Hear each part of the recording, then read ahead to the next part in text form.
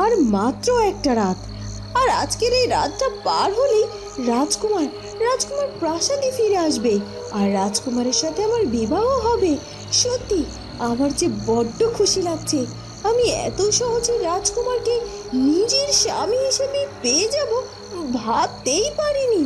তবে এই সব কিছু তো আরো আগে হওয়ার কথা ছিল, কিন্তু ওই ফুলকুমারীর জন্যই তো সব কিছু এলোমেলো হয়ে গেল।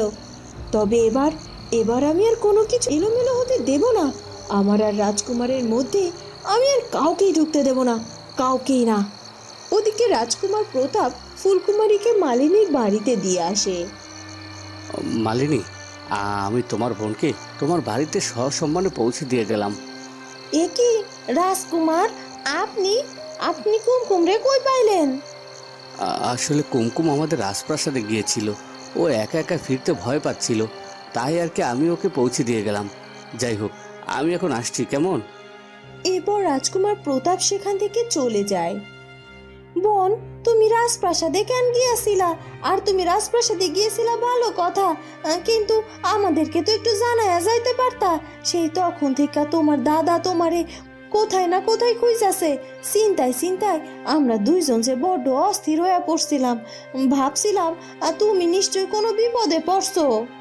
দিদি, আসলে আমার ভুল হয়েছে, তোমাদেরকে জানিয়ে যাওয়াটা আমার উচিত ছিল। দিদি, আমার শরীরখানা না বড্ড খারাপ লাগছে, আমি ও ঘরে যাচ্ছি, আমার যে একটু বিশ্রামের দরকার। এ কথা বলে ফুলকুমারী আর একটু দেরি না করে সেখান থেকে চলে যায়। কি হইল কি? মাইয়াটার কি সত্যি খারাপ লাগতেছে নাকি? আসলে আমি অসুস্থ হওয়ার পর থেকে মাইয়াটা অনেক খাটাখাটনি করে, তাই ওর শরীরটা হয়তো একটু খারাপ লাগতেছে। হ্যাঁ গো, তুমি ঠিকই কইছো, কিন্তু একটা বিষয় দেখা খুব ভালো লাগলো যে স্বয়ং রাজকুমার নিজে আইসা কুমকুমকে আমাদের বাড়িতে পৌঁছাইয়া দিয়া গেল। হয় হয়, ঠিকই কইছো। আর দেখছো রাজকুমারের সাথে আমাদের কুমকুমকে কি সুন্দর মানাইছে, একেবারে যেন রাজজটক। ওদিকে রাজকুমার চন্দ্রকুমার কিছুতেই ফুলকুমারী থেকে কুমকুম এই হিসেবটা মেনে নিতে পারছিল না।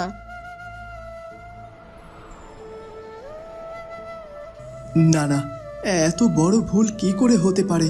ও কখনোই কুমকুম হতে পারে না। ও আমার ফুলকুমারী, আর আমার ফুলকুমারীকে চিনতে আমার এতটা ভুল হওয়ার কথা নয়। আমি নিশ্চিত ওই আমার ফুলকুমারী, কিন্তু যদি তাই হবে তাহলে ফুলকুমারী কেন আমাকে দেখে চিনতে পারলো না, আর আমার সাথে কেন একটি কথাও বললো না, আর কেনই বা ও আমার বন্ধু প্রতাপের সাথে বিয়ে করতে রাজি হয়ে গেল? ও কি সত্যি সত্যি আমাকে একেবারেই ভুলে গিয়েছে? মা বলেছিল ও নাকি মোড়লের ছেলে সুমনের সাথে পালিয়েছে, কিন্তু তাই যদি হবে তাহলে রাজকুমার প্রতাপের সাথে বা তার বিবাহের সম্বন্ধ কি করে হয়? আর মোড়লের ছেলে সুমনই বা কোথায়? না না, কিছুই বুঝতে পারছি না। সব কিছু আমার কাছে কেমন যেন গুলিয়ে যাচ্ছে। আর তাছাড়া এই সব কিছু যদি ভুল হয়ে থাকে তাহলে কেন ফুলকুমারী আমাকে চিনেও না চেনার ভান করে থাকলো? আর আমি কি করে বা এইসব প্রশ্নের উত্তর পাবো?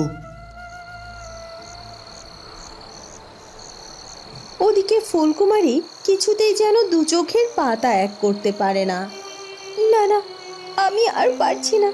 আমার মনটার মধ্যে কেন এমনটা হচ্ছে? কেন আমার বারবার ওই রাজকুমারীর কাছে ছুটে যেতে ইচ্ছে করছে? কে কে ওই রাজকুমার? তার সাথে আমার কী বা সম্পর্ক আছে? তাছাড়া ওই রাজকুমার তো আমার কাছে এসেছিল, কিন্তু তার চোখের দিকে তাকিয়ে কেন আমি কিচ্ছু বলতে পারলাম না। কোথায় যেন হারিয়ে গেলাম আমি। আর আমার ওই রাজকুমারের সাথে যদি কোনো সম্পর্ক থেকেই থাকতো, তাহলে ওই রাজকুমার তো আমাকে তেমন কিছুই বললো না। কেন তাহলে ওই রাজকুমারটার জন্য আমার মনটা এত উতলা হয়ে আছে? আর কিভাবে বা আমার মনে লুকিয়ে থাকা এই সব প্রশ্নের উত্তর আমি খুঁজে পাবো? হে বিধাতা, তুমি তুমি আমাকে সাহায্য করো। আমি যেন আমার মনে জমে থাকা সব প্রশ্নের উত্তর পেতে পারি। আমি যে সহ্য করতে পারছি না।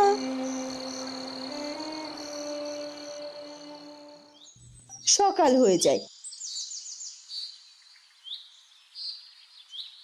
ওদিকে পরী সাধারণ মানুষে রূপান্তরিত হয়ে পথে পথে ঘুরতে থাকে, আর সে ফুলকুমারীর খোঁজ করতে থাকে। আজ আমি কত অসহায়, আমি এক শক্তিশালী পরী থেকে সাধারণ এক মানুষে পরিণত হয়েছি, আর আমাকে এভাবে মানুষের রূপে জীবন কাটাতে হবে। কিন্তু কোথায় যাব আমি? আমার তো থাকার কোনো জায়গা নেই। আমি কিছুতেই যেন পথ চলতে পারছি না। এই জায়গা, এই পথ, সব কিছু আমার অচেনা মনে হচ্ছে। তাহলে আমি কি করে আমার বোন ফুলকুমারীর কাছে পৌঁছবো? আর রাজপ্রাসাদের পথটাও তো আমি চিনতে পারছি না। আর তাছাড়া আমি আসলে যে কোথায় আছি সেটাও জানি না। ওই তান্ত্রিক আমাকে আয়নায় বন্দি করে ছুঁড়ে ফেলেছিল, আর তারপরই তো আমি ওই কক্ষের মধ্যে বন্দি ছিলাম। কিন্তু ওই কক্ষ থেকে বেরোনোর পর আমার কাছে সব কিছু কেন অচেনা মনে হচ্ছে। আমি রূপনগর রাজ্য থেকে অনেক অনেক দূরে রয়েছি, কিন্তু আমি যেখানে রয়েছি এটা কোন রাজ্য সে সব কিছুই তো আমি জানি না। আমাকে এক্ষুনি সবটা খুঁজে বের করতে হবে, আর যে করেই হোক আমাকে পথ চিনে আমার বোন ফুলকুমারীর কাছে যেতে হবে। কারণ আমি খুব ভালো করেই বুঝতে পারছি যে আমার বোন ভালো নেই, আমার বোন বড্ড বিপদে আছে।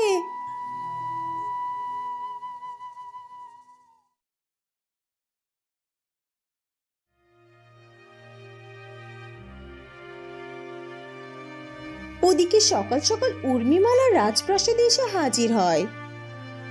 রানীমা, আমার ওদিকে সবকিছু প্রস্তুত করা হয়ে গেছে, কিন্তু রাজকুমার কোথায়? রাজকুমার কি এখনো ফিরে আসেনি? না না উর্মিমালা, রাজকুমার এখনো রাজপ্রাসাদে ফিরে আসেনি। তবে আমার মনে হয় ও খুব তাড়াতাড়ি ফিরে আসবে। তুমি একদম চিন্তা করো না। রানীমা, আমার মনটার মধ্যে কেমন যেন একটু ভয় ভয় লাগছে। সত্যি রাজকুমার আজ ফিরবে তো, নাকি প্রতিবারের মতো এবারও আমার আশা স্বপ্ন সব ভেঙে চুরমার হয়ে যাবে? না না উর্মিমালা, তুমি এত চিন্তা করো না। রাজকুমার সঠিক সময়ে ফিরে আসবে। আর তাছাড়া আমার এদিকেও সব প্রস্তুতি গ্রহণ করা হয়ে গেছে। রাজকুমার ফিরে এলে ওর সাথে তোমার বিয়ে যত তাড়াতাড়ি সম্ভব দিয়ে দেওয়া হবে, আর রাজকুমারকে বিয়ের জন্য রাজিও করা হবে। আমার বিশ্বাস রাজকুমার এবার রাজি হবেই হবে। কিন্তু রানীমা, রাজকুমারের ফিরতে এতটা দেরি কেন হচ্ছে বলুন তো? কেন হচ্ছে সেটা জানি না, তবে অনেকটা দূরের পথ তো, তাই হয়তো বা একটু দেরি হচ্ছে।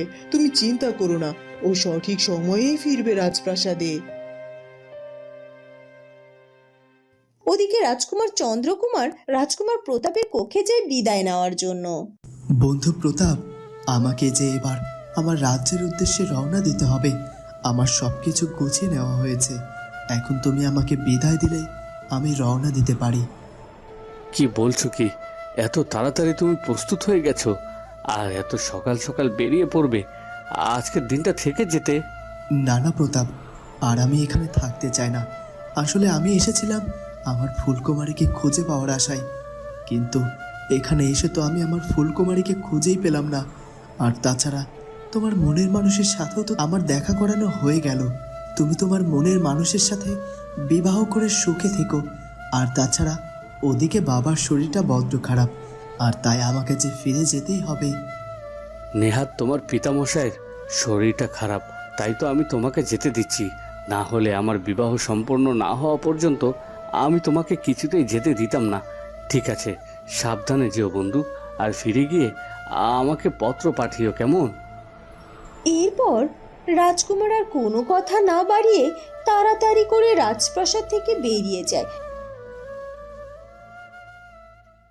কিন্তু রাজকুমার আগে তার প্রাসাদের উদ্দেশ্যে রওনা না দিয়ে সে অন্য পথে তার ঘোড়া ছুটায়।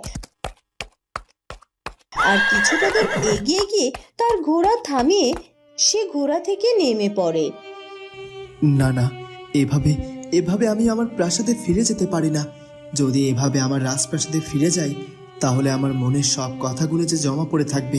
আর আমি যেহেতু একবার ফুলকুমারীর দেখা পেয়েছি সামনাসামনি, আমাকে একটি বারের জন্য হলেও তার কাছ থেকে আমাকে জবাব চাইতে হবে। সে কেন আমাকে চিনেও না চেনার ভান করেছে, আর কেনই বা সে নিজেকে কুমকুম পরিচয় দিয়ে রাজকুমার প্রতাপের সাথে বিবাহ করতে চাইছে। এসব কিছু আমাকে যে জানতেই হবে।